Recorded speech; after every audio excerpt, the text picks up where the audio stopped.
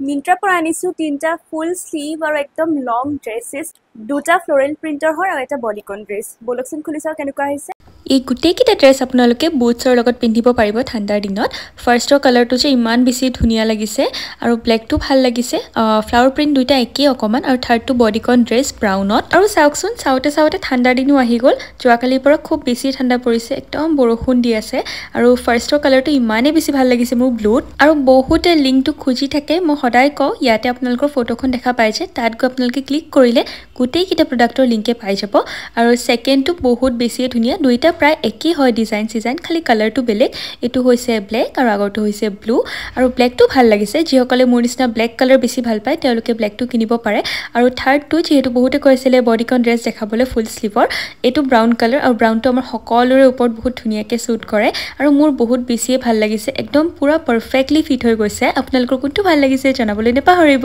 আজিলৈ ইমানে আকৌ লগ পাম নেক্সট ভিডিঅ' বাই বাই